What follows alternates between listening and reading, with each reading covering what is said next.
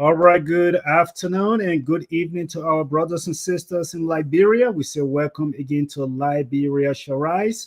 This is the segment we call This Could Be You. I am your host today. I'll be co hosting with Dr. Emmanuel George. I know every third Sunday you are familiar with the voice from this end of the world. You're listening to Mr. Emmanuel George. So today I will be doing my best to host until he gets on. He's going to be joining us here shortly. But today, though, we are going to be introducing you to another extraordinary Liberian. This is the segment where we actually bring Liberian professionals on the platform to actually tell us their story. Because sometimes, those of us in Liberia, those of us in other parts of Africa, we always have this notion, and I'm saying we because myself, I was part of that particular group. We have this notion that life is just rosy, and those of us that cross over to make it to the United States, we just came on a silver platter and they have everything. When you guys hear Dollar Tree, you really feel like Dollar Tree is a real tree that have money hanging on it. We can just pick it up and send it. So today, I mean, we like to bring professionals here to tell us their stories because most of them, their stories will be completely different from what we are used to telling ourselves. These are people who came in and they struggled. They went through the tough times. They adjusted to the life in the United States of America. They advanced themselves educationally, professionally to be able to get where they are. And their profession, though, they are not just using it to better themselves, but most of the guests we have brought on this show, they have come here to share their expertise to help us to understand uh, not how to make them better, but how to make ourselves better as well. And so today, though, we have Mr. Fredrick Peal.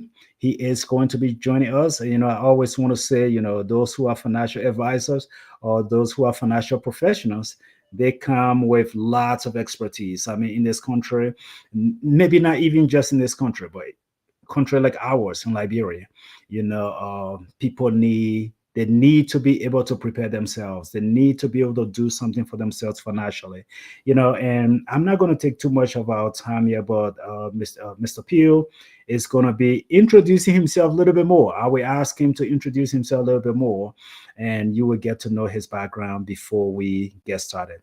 So let's welcome our guest, Mr. Fredrick Pugh. Mr. Pugh, how you doing today, sir? I am doing wonderful, Augustine. Good to be here today.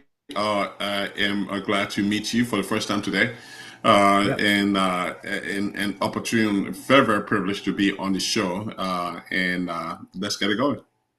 Well, I think the privilege is ours to have professionals like yourself to come on the broadcast to be able to not just educate me, but educate the rest of the followers, the viewers, those that will be hearing your voice in Monrovia on Freedom FM 87.9.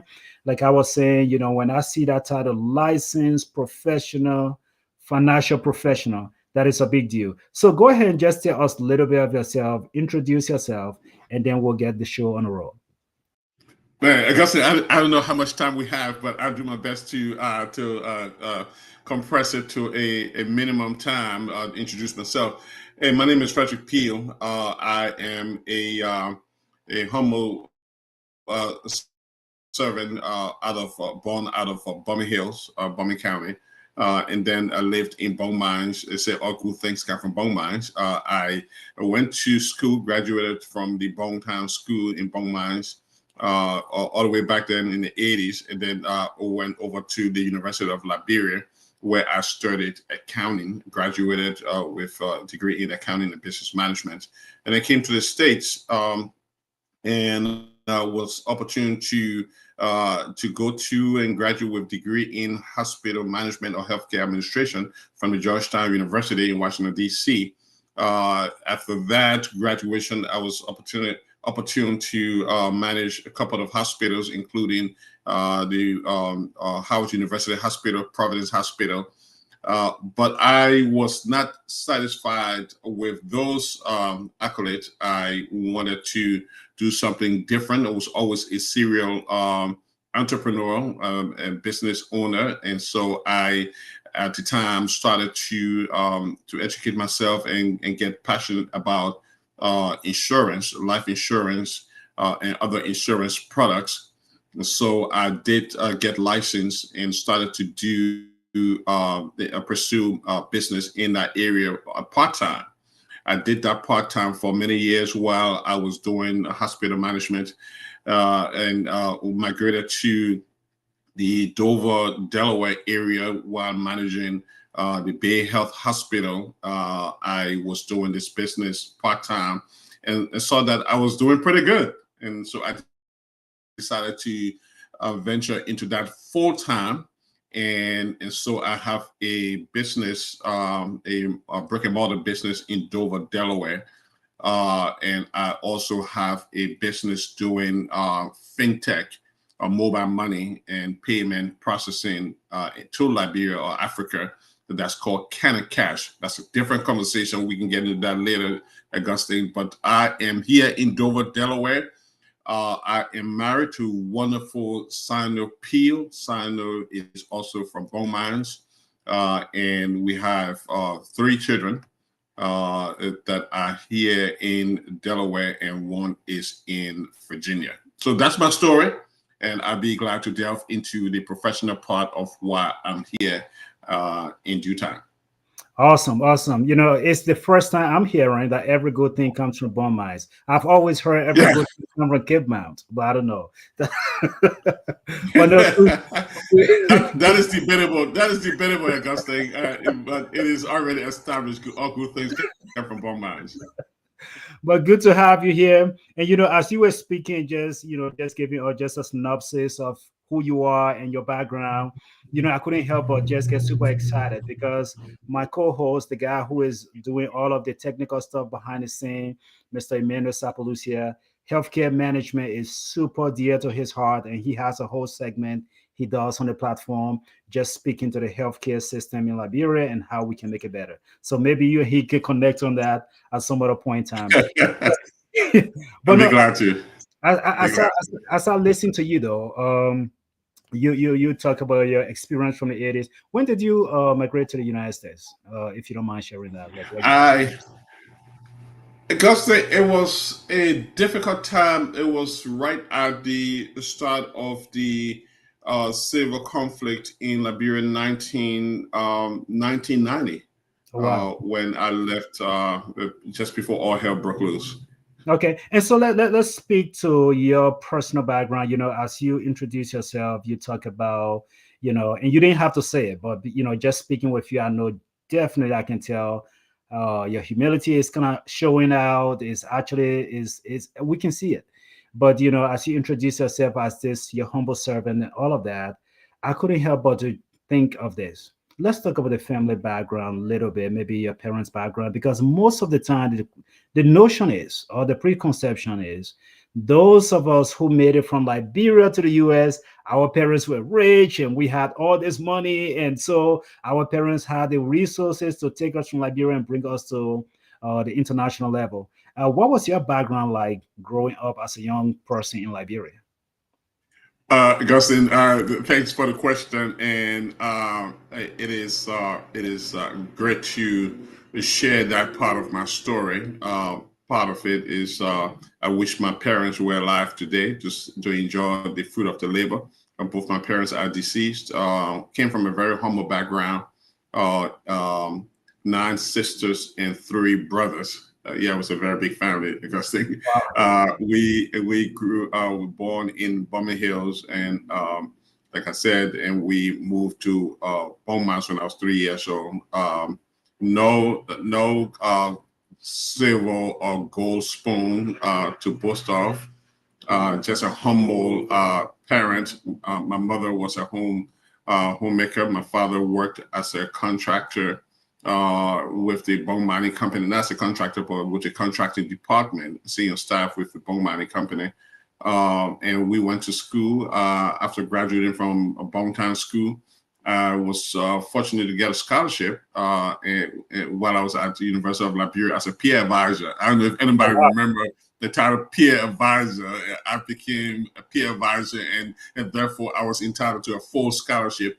And then I also remember those good days when I became a member of ISEC, Students in Economics and Business Management. organization on LU campus, and I served as president in my senior year. It was through that means I was able to get an internship in Canada. So I left Liberia in pursuit of that internship to Canada, which really did not materialize. I ended up getting stuck here in the United States. So no, I did not come from money. I did not come from wealth, but does not mean wealth cannot come from me. So that is the pursuit. Everybody should pursue that, because the good old book, Deuteronomy 8:18 says, "And you shall remember the Lord your God, for it is He who gives you power to get wealth, Hmm. that He may establish His covenant, which He stole to your father, as it is this day." So wealth can come from every one of us. It's how we pursue it that matters.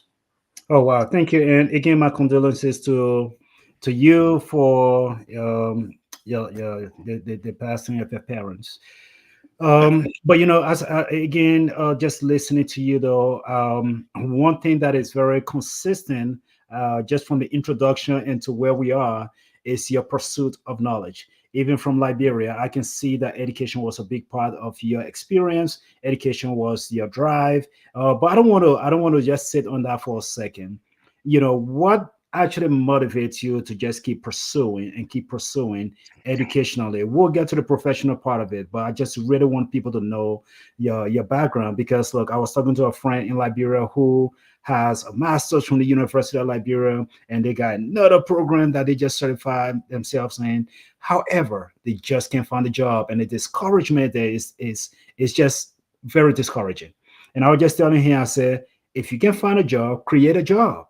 Use your education to create one. And so we're talking. So what was that motivating factor for you to just keep pursuing, pursuing, pursuing, and just keep going? Augustine, I as you go through school in Bontown School, it was always competitive educationally, even sports. There was always competition among your peers, your colleagues, and so that brought out the best in you. Whether it was in sports, whether it's in education, we pursue that with vigor, to make sure we succeeded, especially for the good of the family. I did that for my family and for the good of my country. In fact, I'll venture to say, what good is it to accumulate all that education and not use it for the good of all, for not just for yourself, but for your family and for those who are around yourself.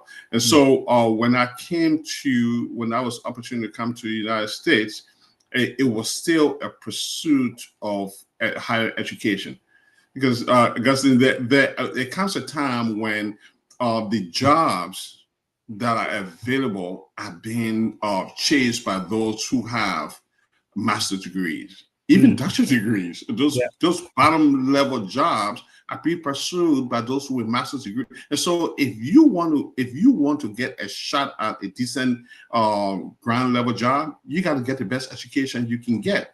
And absolutely. so, when I got to the Washington D.C. area, and I found myself in the position of being employed at the Georgetown University, I was like, man, I'm on Georgetown University campus working as an employee, and they're available to you employees benefit of Hmm. education. And so it was good that I had the GPA that did not require me to sit for a GMAT.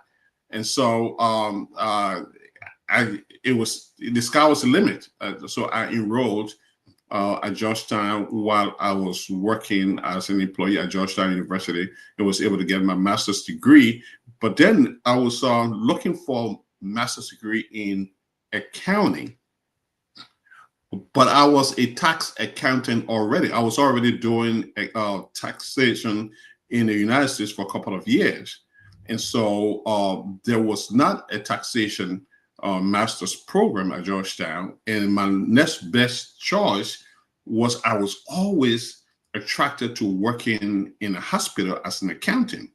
And so Hmm. I went to the program, a health systems administration program, thinking I was going to become a controller for a hospital, but God had a different reason or purpose for my life, and He said, "Oh no, you're gonna be a hospital administrator, not necessarily a controller for the hospital." So that's where I landed. I served as hospital administrator for orthopedic surgery department. I serve as revenue cycle director for Providence Hospital, and on multiple occasions, I manage the call center or orthopedic surgery department. Wow, wow. So let's talk about experience coming to a new country, migrating here from Liberia. I remember my time, yeah, growing up in Grand Bassa County. I remember the first time I got to Monrovia, man, I felt like I have arrived. I was in a bigger city, and Buchanan was not a bad city, but I don't know why I felt this prestige for Monrovia, right? Get to Monrovia, I felt like, man, it's a big deal. You got all of these different, things in the city, and I felt like that was a big deal. But again, there was still this fear factor, the unknown. I didn't know too much about the city. I didn't know too many people. And so I can only imagine, and I know exactly my experience when I left Liberia, when I landed at JFK. I was like, man, it's a whole different ball game. So, what was your experience like when you first came to US? Your integration, the simulation process, just getting yourself immersed into this cultural dynamic. What was that experience like for you?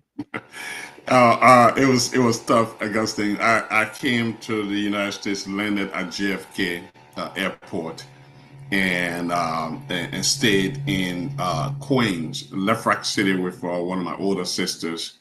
And it was a cultural shock, obviously. Learning how to ride the subway from Queens to Manhattan, or to Brooklyn, or to Bronx, different cities. You had to learn how to get on this train, how to navigate the different directions. It was tough. Then getting used to the weather, it was a different thing. It was a whole different ball game. But my focus was I wanted to get work, but I was here as a visitor. I did not have the proper documentation to become a bona fide employee, and so I started working from the bottom feeder position as a loading and unloading clerk. I was loading UPS trucks. Augustine, I could not get any better job than to load and offload a truck of UPS, and so I worked there for a couple of months as a seasonal employee. I will leave from UPS store and rush home and take a quick shower, put on my shirt and tie, and run to Macy's as a sales clerk to work there for probably 8 hours or 10 hours. All right. That was what I was doing for a couple of months until I got proper documentation that allowed me to go and pursue my God-given right to become an accountant. And so my first real job was accountant with the New York City Housing Authority, 250 Broadway. I'll never forget that. Man, I was working right across the street from City Hall in Manhattan. I was a big boy at the time, man. An accountant. All right. And so my first job, I remember my boss telling me, "Hey, Fred, I don't know anything about accounting. What do you need?" I said, "I need a computer." I had never touched a computer before, other than just sit and watch the screen and watch the Professor Jamawa demonstrate how a computer was used, just to watch him do it, because I couldn't afford $5 US every Saturday to actually sit at the computer and experience the touch and feel of the computer. So that was my first experience with having my own computer, and I didn't know anything about it. I had to get a PC for dummy and teach myself how to work a computer. So that was my experience at the New York City Housing Authority. I mean, it's funny you said that, because the PC for dummy, I even found it to be a little bit challenging compared to the real lesson. Yes. Yes. But no. And I think this is where I just want to kind of segue. I want to take my time here and talk to our brothers and sisters in the area, because this particular theme is common among all of our guests that come on this particular segment. Because this mindset that we have in Liberia, that as soon as you get to America, you have all of the money or you have all of the goods, and you don't struggle, and everything is just accessible to you. You know, you already had a degree from Liberia. You had your accounting degree, and here you were in the United States of America, but you were still loading and offloading a UPS or truck, and you start from the bottom there and work your way to the top. When I speak with friends in Liberia, I always kind of say this. I do not want to lie to you. I do not want to pretend that life is that rosy, the picture that we paint in Liberia. You can have your PhD, you can have your master's in Liberia. I always call America the great equalizer, because when you come, you have to start from somewhere. Right. And you have to work your way up through the system. When I got to LU, they told me that, look, when you travel to the US, your credit will be accepted at LU, any university in the States. I came here, the story was different. I had to start over, do the acuplacer, and start the entire thing all over again. And so I just wanted our friends in Liberia to know that when you come here, the process is not just as easy as we talk about. You can come with all the degrees. Unfortunately, sometimes you really got to drive and push yourself to come to be able to make it. So let's go into this professional thing, because this one is very close to my heart. I have talked to so many Liberians, so many Liberians. People have even come on this platform. We have talked, and many Liberians are not really interested in whether it's life insurance, whether it's the 401k at work, whether it is medical insurance, whether it is something they are not interested. They are very complacent with just not taking advantage of all the good fortunes that they have here. So just introduce this part of your career for us, the licensed professional, licensed financial professional. What does that entail? What do you cover? And then we'll take it piece by piece and get into it a little bit more. Yeah, great question, Augustine. Thank you for that. And you are right. Liberians, not just Liberians, Africans, and perhaps I venture and say African Americans, have a very, um, for lack of a better word, misguided perception about insurance. All right, whether it's life insurance or property and casualty insurance, and or there's so many other products within the insurance sphere, they have no idea what's in store for them when it comes to the insurance product. And I'd like to recognize, Augustine, this interview is very timely because we're currently recognizing or observing the National Life Insurance Awareness Month. Hmm. All right. And so I would take the first piece, life insurance, as opposed to property and casualty. Life insurance, I stumbled onto that when, especially, well, let's take it back. I started doing life insurance when I was in New York, or back in the mid 90s. I started with Prime America. Did that for a number of years. It was kind of great opportunity as a supplemental income opportunity. And I did that for a number of years, but then I quickly realized, yes, there is this disdain or pushback Hmm. from our folks, Black and brown folks, with regards to life insurance. So I ventured into some other things. And then in 2016, 2019 rather, when my son was 3 years old, I was looking for investment for college Hmm. for my son. And I didn't think that 529 was sufficient. Definitely didn't want to use CDs. That was not a question. Savings account was out of the window. But I was in search for something, and somebody came and visited me and spoke to me and my family then about something called Index Universal Life. That's RUL. For most Liberians, that is an unheard phrase. But Index Universal Life is a is a very missed opportunity of a product that most people have not heard about. And so for most Africans, they think that having insurance is synonymous to somebody trying to kill them. Right, because you tell them life That's so insurance, I true. beg you trouble, you know, kind of, you know, but and just the notion of getting insured, life insurance for my son who was 3 years old at the time, the typical person would say, well, why you want kid that boy? The boy that 3 years old, you already put bad luck on him? No, it was not about the life insurance. It was Sure. about the cash value of the policy that grows an average rate of 7.25% or higher that I was using as a vehicle to save for his college. And so that's something that caught my attention. I'm like, there is no way I can miss that.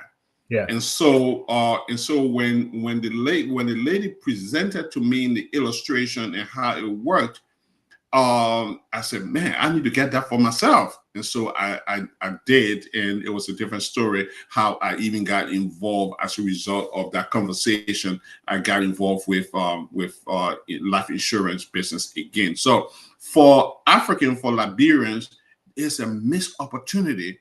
I give you one other story. A colleague of mine, he's one of my partners. He does property and casualty insurance. He was just telling me a couple of days ago he was going to visit one of his clients whose house or apartment got burned. Ooh.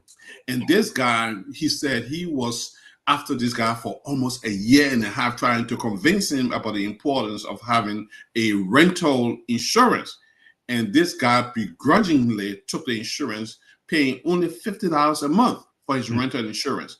2 months ago, he was tempted to cancel it because he didn't think it was still necessary to have the rental insurance. 2 months ago, as God would have it, he did not. And 2 or 3 days ago, the apartment complex got burned in Philadelphia, and he was so thankful, very very thankful that he did not cancel it, that he listened to his friend and took that policy. Now the insurance company was able to put him up in a hotel for 24 months while they get him situated with his claims and other things that he's entitled to. So the importance of insurance cannot be measured Yeah. in real time.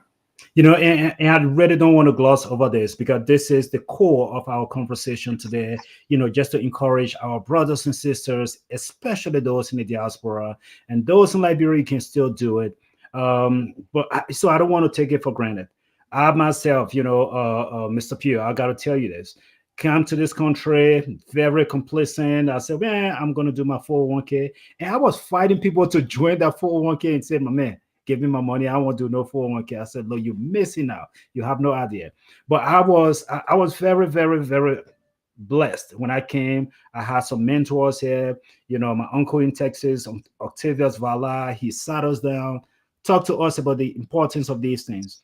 And even when he did that, yes, I did a 401k thing and started moving on. But when it came to the insurance piece of it, I promise you, I decided, I'm just going to do a term life insurance. And the reason there is I have no formal education when it comes to all of these different products. I have no idea. So I said, let me do the term life insurance. So I got into the term life insurance. It was maybe 3 or 4 years ago.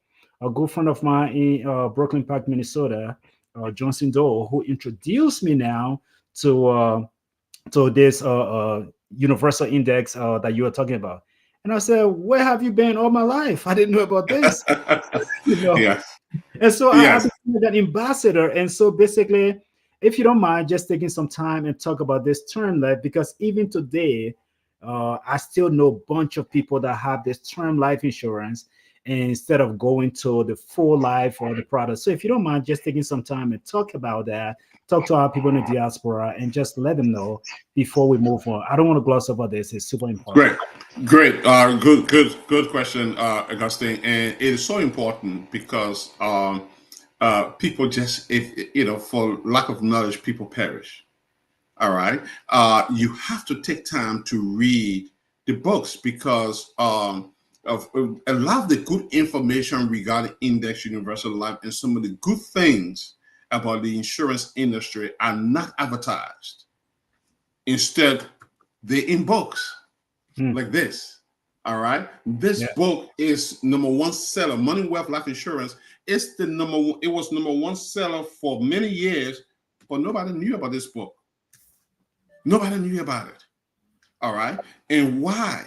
Because we just don't pay attention to reading stuff. It is not if it is not one of these sexy and glamorous and sleazy books, forgive me for the description, uh, they don't care. They're not interested. But back to your question, in term insurance it can serve a lot of good purposes for people because everybody is not at where they want to be at.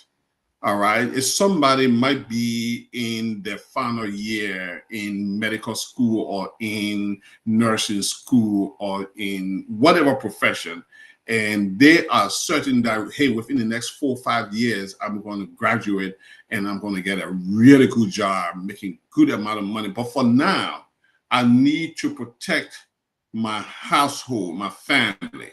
Okay. Because if you have a house that is $350,000, all right, and you have a wife, you have a kid, and your wife is not uh making quite the same amount of money as you do.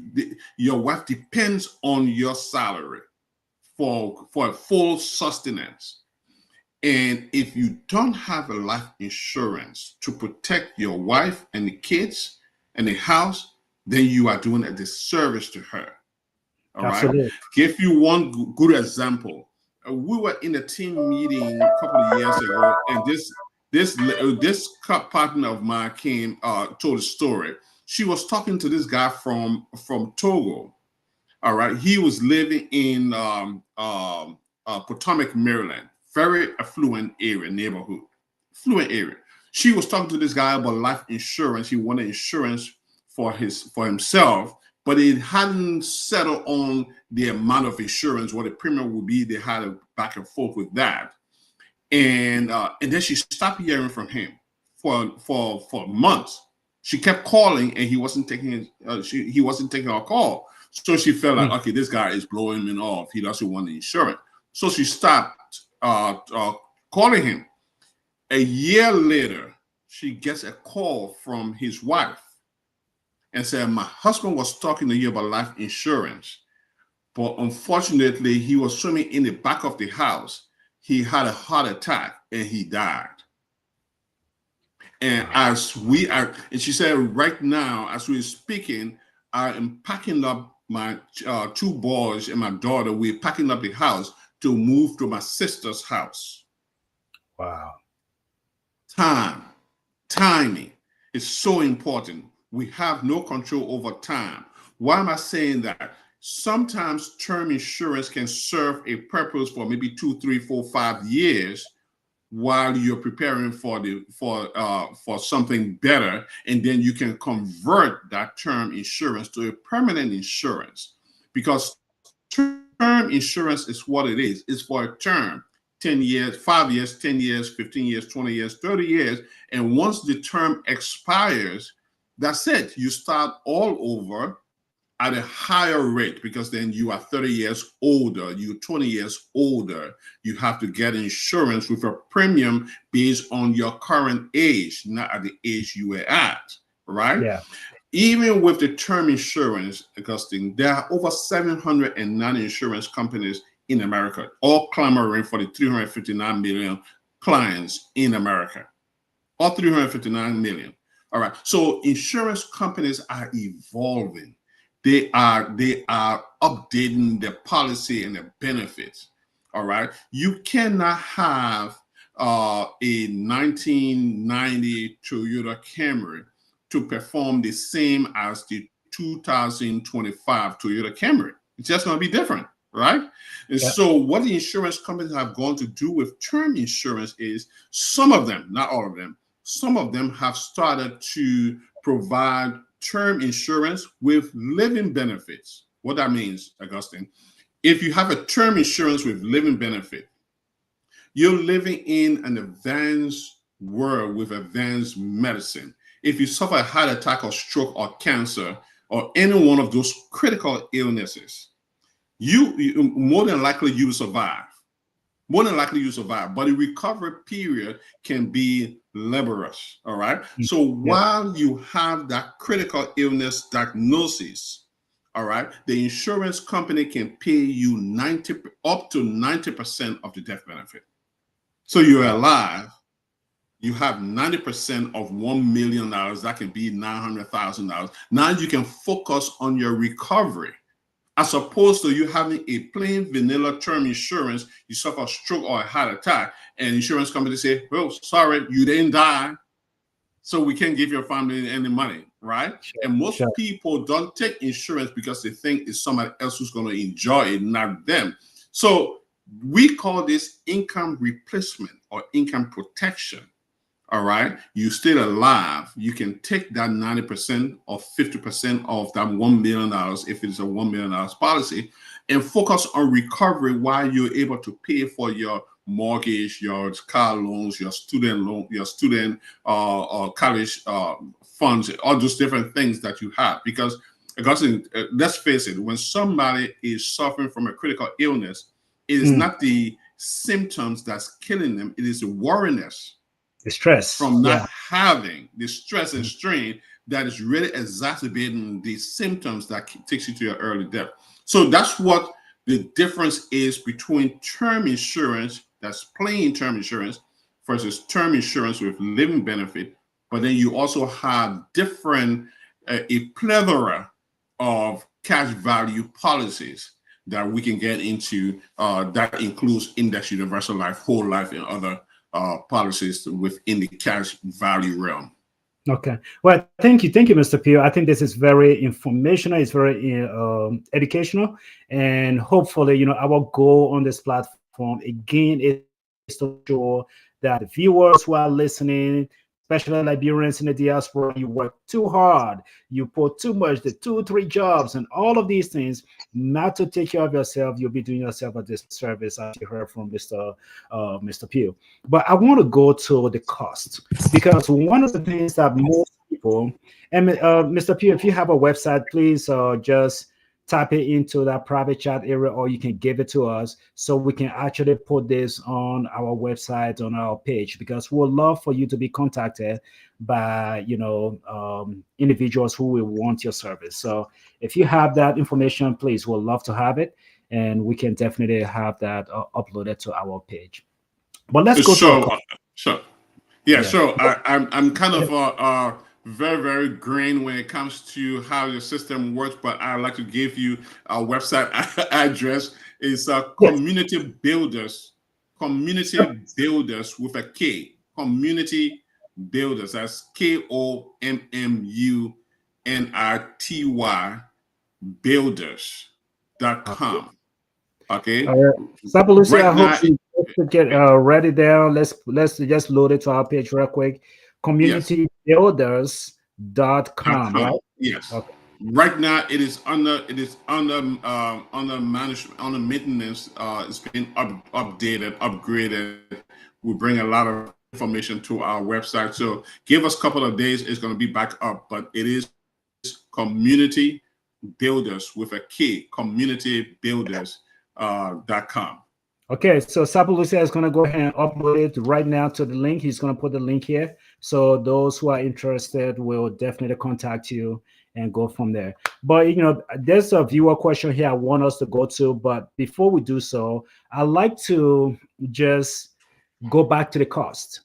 Because when I talk to people in the layman, I'm not in the insurance business, I'm in the social services. And when I talk to people, lay people, of the benefit of insurance, whether it's, if even you're renting an apartment, get a rental insurance, people are just like, oh, I mean, that's not my property, that's somebody else's property. So where you getting rental insurance for your own protection. But most of the time, people look at cost. They look at cost, and when they look at the cost of the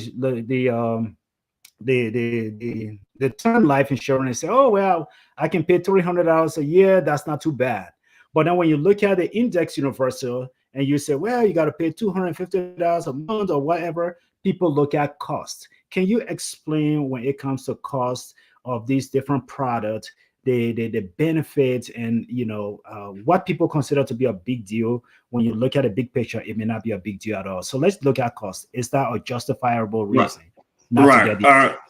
Augustine, you see, and that's what gets a lot of our folks with the false impression and perception about insurance and how it works. You have certain insurance companies that are advertising on TV, and they will say for $9.99 you can get $250,000 of insurance, but the fine print is not seen. All Yeah. right. And our folks love to tell me, oh, Fred, I'm good. I have insurance on the job. Insurance on the job is not an insurance. Yeah.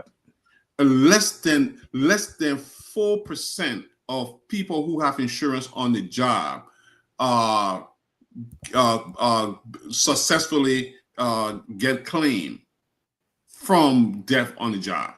Less than 5%. Less than 5%. Okay, are successfully paid claim Hmm.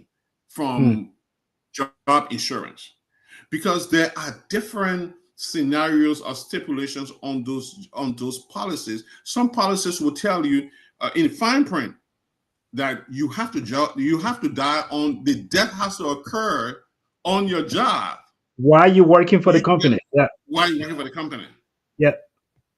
So if you're working for the company and you die while traveling to Brooklyn Park or while traveling to Upper Derby, forget it. All right. You are not on the job site. Yes, now on the job site. Okay.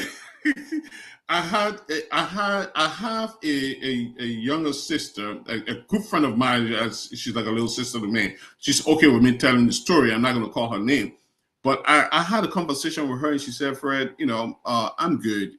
I'm good. I have a policy already." My biggest mistake, Augustine, was that I did not insist on reviewing the policy for her. And that's something that we do also. We do policy review for free because for various reasons. We live a busy life. We live very busy lives. Somebody might have a life insurance policy that they took out maybe 15 years ago and completely forgot that 10 years ago they got divorced, but the ex-husband is still a beneficiary of the policy, or the ex-wife is still a beneficiary of the policy. You might find that out during a policy review. I'm like, hey, Gus, are you still married to Justina? Oh, no. So that's how we found it out. All right. Wow. And so we do a policy review. My mistake was I did not review that policy with my friend, my sister, Hmm. 1 year and a few months after her son died. All right. He died, and she went to file a claim. And the HR office told her that, oh, I'm sorry, ma'am, but you have an accidental death and dismemberment policy. Wow. Accidental death. He didn't die from an accident. Okay, his body wasn't dismembered. Yeah. Therefore, he didn't qualify to file a claim. You see what I'm Wow. saying? Wow. So insurance agent will just sell you something, anything to get that commission. If you're not reading, and a lot of times people buy policies for different reasons. You might definitely get a term insurance for the right reasons because you are getting ready to get a salary increase, and so term insurance might be a good thing. Then at the point you were able to afford to get a $500,000 policy or a $1 million policy for term insurance because it's cheap. But then you're thinking, okay, in 5 years I can afford to convert it to a cash value policy. Hmm. All right. But you forget to do that. Now you're in your 18th year of your 20-year policy, or you in your 25th year of your 30-year policy. And in 5 years it's going to expire. It's going to, and you're going to have to do something. All right. Wow. So come to the cost. Talk about the cost, especially for a a cash value policy. All right. Premium is based on age and the face amount you're seeking. So it's hard for me to tell you a $100,000 policy is going to cost you $75 or $150 or $25 because we got to look at your age, we got to look at the total death benefit you're seeking, and what kind of policy it is. If it is an IUL, it's one of those Rolls Royce policies that you're seeking, and everybody doesn't qualify for an IUL. You have to be in relatively good health. You cannot have any felony or DUI and that kind of thing. And so it is a customizable policy. We can play with the premium to get you the desired amount of death benefit or vice versa.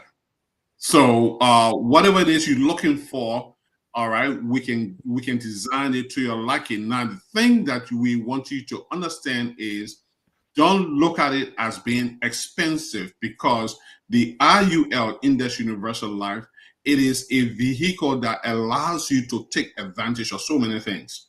One, it allows you to have a tax-free account that provides you the opportunity, based on the appropriate tax code, provides you the opportunity to take money out without paying taxes, as opposed to your 401k. If you get ready to go to Liberia for, say, 1 month or 2 months, you run to your 401k and you take money out. Now you have to pay 10% federal tax, 10% state tax, plus 10% penalty. That's 30% you paying to take money out, when in fact, Augustine, you could have gone to your IUL and just borrow that money without paying a penny in taxes or penalty.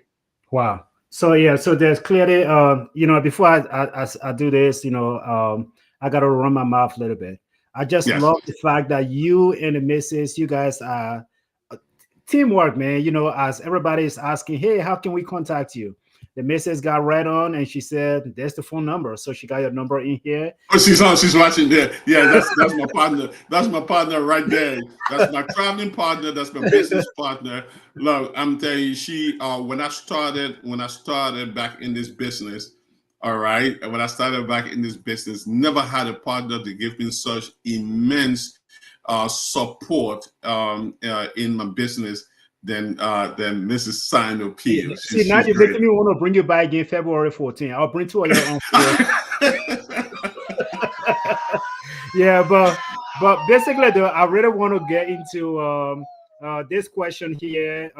Is if a parent have a adult children on a policy from birth, should the parents have their children take out a policy for themselves?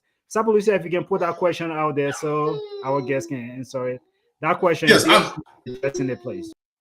absolutely. When the child gets to a certain age, the child is eligible to, in fact, at any time with the IUL, the child you can have the parent take a separate policy on the child, and the parent can be the owner of that policy for as long as the parent chooses to. So the child is the insured, and the parent is the owner of the policy. That's the best thing to do. IUL, Augustine, this book right here, I recommend this book to everybody watching to get Money, Wealth, Life Insurance. It's less than 60 pages long. You can read that thing in one sitting. Do you know that IUL was used to start Disney World? IUL. Wow. When Walt Disney, after the Great Depression, wanted to start Disney World, he went to several banks. They all turned him down because they thought it was a foolish idea, it was a foolish venture. They rejected his application for a loan, and then he realized he had an IUL. That's what he was able to use to start Disney World. Not just Disney World. This is on page 6 of this book. J.C. Penney, same thing. There's so many. There's a plethora of companies that started with IUL. Look, IUL is a great secret weapon that most people don't know about. But suffice it to say, man, IUL is a great income replacement and income protection tool, and it is a tool that can be used to protect you against market volatility. Market volatility.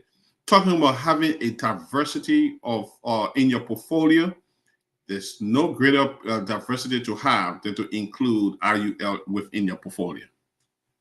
All right, so I want to go back. I think as we talk about this, you have Liberia in our platform name. Liberia shall rise. So we truly believe that Liberia, professionals like yourself and other professionals can always come together to make Liberia a better place, right? Someone listening in Liberia right now on the radio station, they'll probably be saying to themselves, you know what? That problem is not our problem. Those of us in Liberia, we don't need it. Even I remember when I went to Liberia, I was trying to get insurance for the vehicle. The people said, "You want to come here once a year? Why you need insurance for?" so, so someone like bro be saying they don't need this particular product or this product is not applicable to them. But I just want you to wear your professional cap here for a second here and think of our folks in Liberia. They got a lot of cars moving around the street. Every day we hear about casualties. People are dying and nobody got anything. And so how can this particular market be applicable? I'm just talking in terms of insurance, be applicable to someone in Liberia, whether it's government official or the everyday people. Well, Augusta, I was in Liberia about 2 weeks ago on business, and I was opportune to meet with the head of NACO, the National Insurance Company of Liberia, and we talked about exploring the same things. How can we connect with NACO or the banks and try to incorporate some of these business portfolio within the society, Liberia. We still having conversation. That there has to be the right environment for life insurance, whether it's IUL term, to even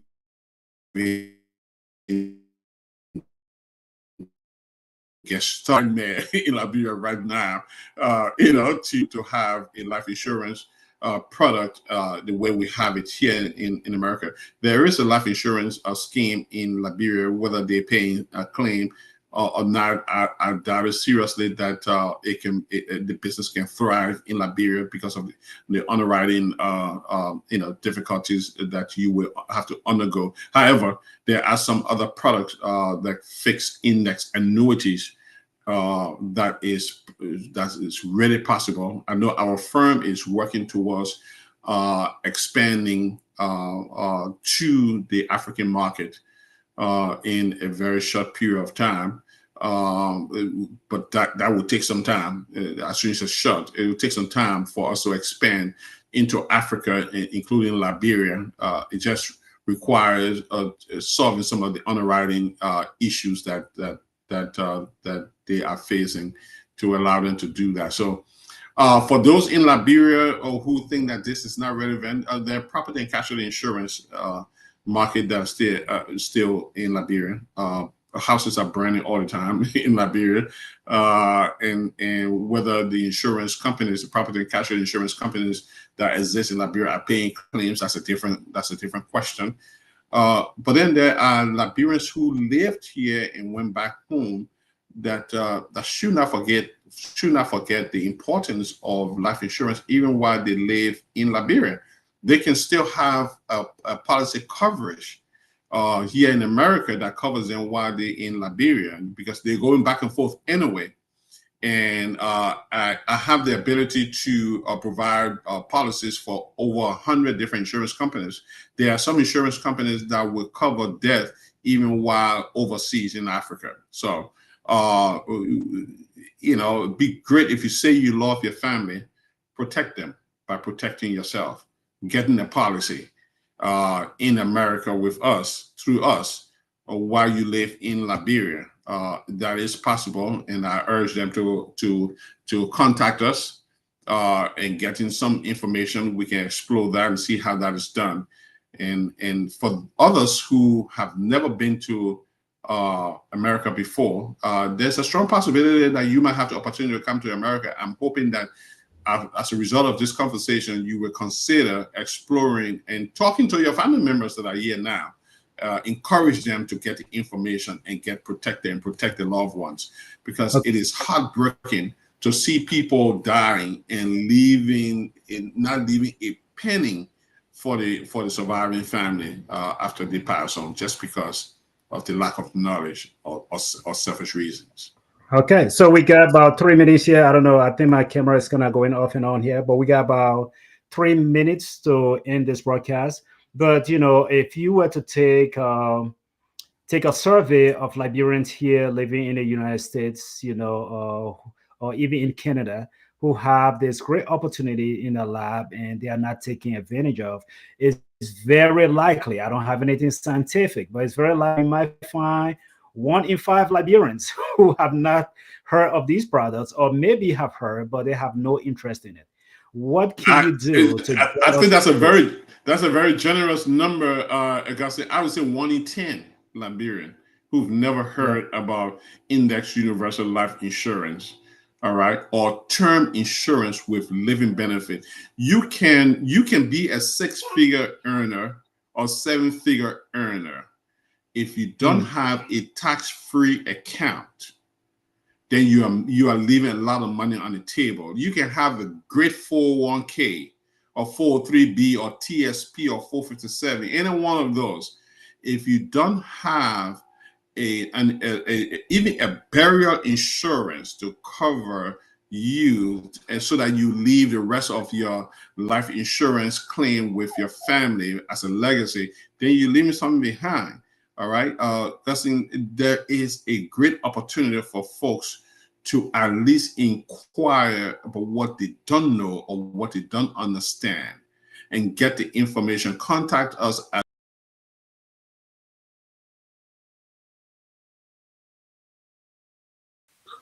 Did it go off, Sheriff?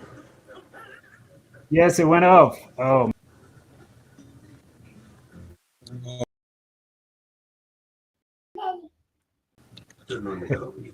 it went off. Yeah, I don't know think what happened. maybe I don't know. Maybe the time was scheduled for. I don't know. But oh man. No, it's 1 hour, so it shouldn't call. It shouldn't be. If I not used to call at all. Okay. So yeah, because my camera went off. Let me call him back real. Okay. Are you able to connect me back on, or is off now? I don't know how I can connect him. I don't. Okay. No, no, But I me. know somebody. Oh, Yeah. you? I thought. I thought. Who's? Oh, I thought George. Oh,